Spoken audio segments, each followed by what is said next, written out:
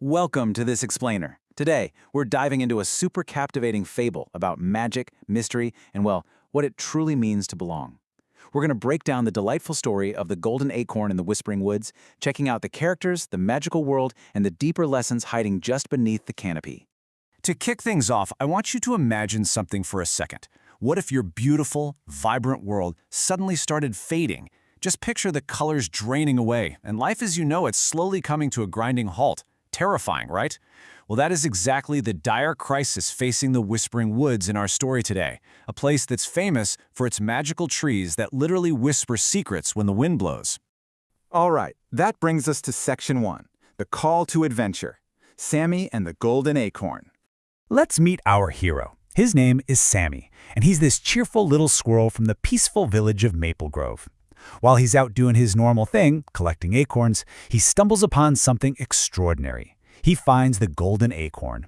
And let me tell you, this isn't just your average nut. It's a glowing artifact known as the heart of the forest.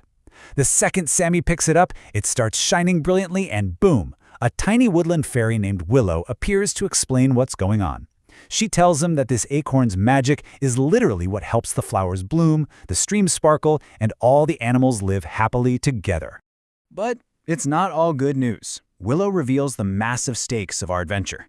You see, the forest crown, the absolute ultimate magical treasure that protects the woods, has completely vanished. Gone.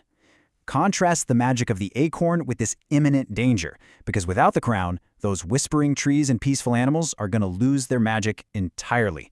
It'll all just fade away forever. Talk about pressure.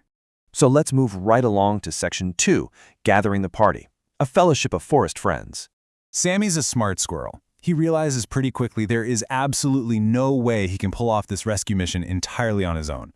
So what does he do? He gathers a perfectly balanced party. We've got Oliver the owl, who brings a ton of wisdom to the table. Then there's Ruby the fox, bringing the cleverness. And finally, Hoppy the rabbit, who provides just this boundless, infectious energy. Honestly, it's the perfect team to tackle the unknown. And that leads us into Section 3, the magical quest, following the glowing leaves. Guided by this amazing trail of magical glowing leaves, our newly formed party sets out, mapping out a pretty incredible sequential quest. First up, step 1, they have to cross the crystal stream. And get this, the water there sparkles with these vibrant rainbow colors and actually sings beautiful melodies as it flows. Crazy, right? Then, step 2, they journey through the butterfly meadow, which is literally filled with thousands of dancing, colorful butterflies. And finally, step 3 brings them to their ultimate destination, the ancient tree of dreams. This is the absolute oldest tree in the whole forest, and its branches reach all the way up to touch the clouds. Now things get really interesting in Section 4, The Secret of the Crown, an unexpected villain. So they make it to the Tree of Dreams, and inside a hidden hollow, they actually manage to locate the missing forest crown. But, the mystery takes a huge, surprising turn here. They discover that there is absolutely no malicious, evil thief at all. Nope, the crown was just being protected by a lonely young deer named Fern. This completely flips the whole narrative of their dangerous quest right on its head. When they find her, Fern lowers her head sadly and makes this heartbreaking confession. She says, "I borrowed the crown because I wanted everyone to notice me." Wow. This really strips back the layers and reveals Fern's true motivation. She wasn't trying to steal the magic or hurt the forest, not at all.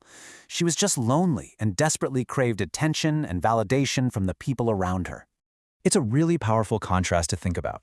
On the one hand, you have what Fern thought she needed, a shiny magical artifact to give her external validation, just so she'd be noticed.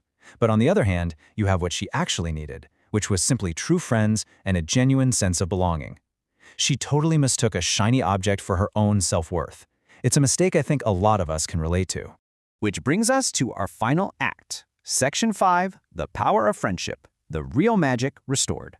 Now, instead of getting angry or attacking this supposed thief, Sammy and his friends do something pretty incredible.